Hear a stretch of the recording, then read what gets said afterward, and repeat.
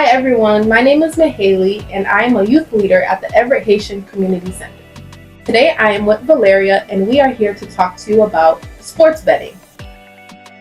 An example of a sport that happened was the 2026 Super Bowl. My thoughts on the Super Bowl was disappointing, unfortunately, because the Patriots lost. Now I was rooting for the Patriots, but things happened and hopefully I wish for the best in the 2027. What are your thoughts on this, Valeria? I'm also sad that the Patriots didn't win, but it is what it is. There's always next year. But I do actually want to bring up the halftime show and how amazing it was, how there was so much representation for the Latino community and just for so many different countries. And yeah, what did you think about the performance? Yes, speaking about the halftime show, I enjoyed listening to Bad Bunny. I was dancing in my room to Bad Bunny songs. I was familiar with some of his songs, but the songs that I was unfamiliar with, I was still dancing because I think he's a great Latino singer. So you're probably wondering, what is sports betting?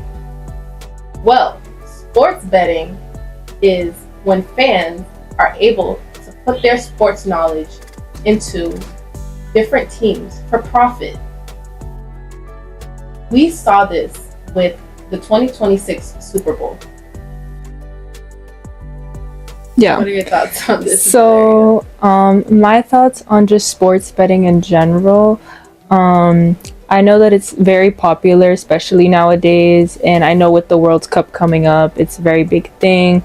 Also with the Super Bowl, and just it happens a lot, and I think people just think that they know all this knowledge, and they just end up wasting their money, and it's just making bad financial decisions overall.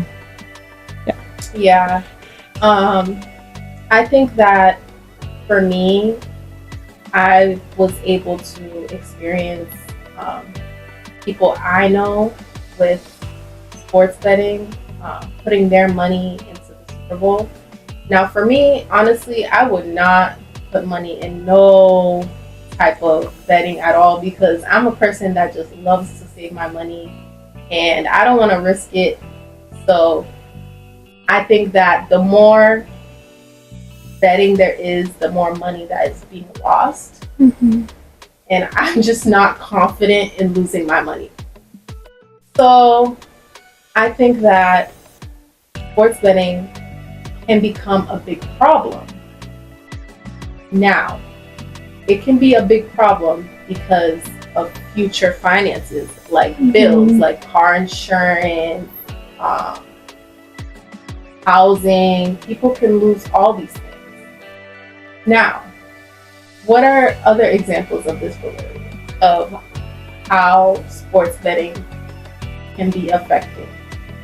I mean, some of the examples, like what you were saying about like your bills, and just anything in your everyday life. I want to also build on to your point on like the negative effects of just gambling in general. But I think what I think about is the relationships with your family and the people in your life, because unfortunately it causes frustration if you're losing money and you keep having this like fake hope that you're gonna keep making more and that it's gonna get better, and then sometimes that's just not the reality of it. So I feel like the big impact isn't just financial, it's also emotional damage that it does to you and your family and anyone who loves you. So yes, I definitely agree with what you're saying. It can also be something that's very obvious too, like family, friends. They can see all of this through signs. They can see when you're sad, angry, and you'll know when someone is depressed as well. So I think that's a very big thing. Emotional awareness is something that's very big when it comes to sports betting. We can see that through if someone wins a bet, they're excited, right? Mm-hmm. But when someone loses a bet, it's giving them false hope. So they can be sad, Mm-hmm. and then they'll also want to feel like they should bet more so that they can keep winning Mm-hmm. for money. Yeah, I think it's what you were saying, and going back to the point we made before on false hope. We believe that the more we try, the more we're gonna get, and unfortunately, with money, that's just not something that you should risk, because yeah, it can literally make you go bankrupt, and yeah. Yeah. So, Mahaley, I was wondering, and I was thinking about this too. What are some like alternative options to look away from problem gambling or any type of sports betting? Me personally, I was thinking about other like programs in the community that you could find, and you can find other alternatives, for example, arts and crafts, yoga, just other hobbies to pick up on that are actually healthy for you. And yeah, do you have anything else in mind? Yes, I think hobbies is a very valuable and good quality app when it comes to sports betting.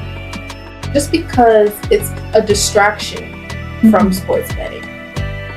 I think that, like you said, yoga, it could be drawing, it could be just running, going for a jog.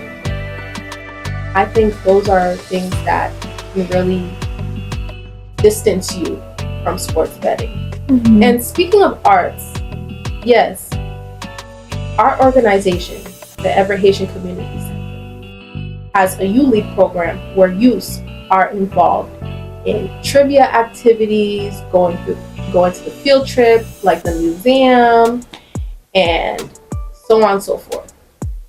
So I think these things is a good prevention to have, because not only is it a good distraction, but it's a good self-caring as well. Mm-hmm. I agree with you, and I wanted to build on to your point more.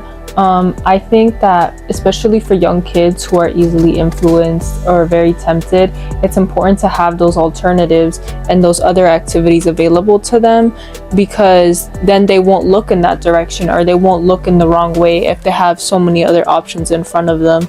So also, to build on to the EHCC part, I think here at the EHCC we have many programs, and we take students on field trips and have them connect with other youth, and even they have internships as well, amazing opportunities to network with professionals who are in big places. I feel like those are all ways your time could go into that instead of sports betting. That is the right way to go, and I think that's important to start from a young age. Yeah, and I think that the stipends as well, having that money to build people up to doing like fun activities and participating. I think that in this organization, the Everett Haitian Community Center, I think they love having stipends and the free food because that gives them that extra push. Like, okay, I'm gonna keep going to the center. So yes, I think having that is very fun. And yeah, and that's how you build relationships and connections with everybody, is through the fun activities and just communicating, you know, just making sure that, you know, everyone's having fun and everyone is happy. You guys know it is March, and this month is International Women's Month. Valeria, how will you be self-caring as a young woman yourself this month? This month I'll be self-caring by staying in the gym, eating good, and just taking care of myself and my mental health. What about you?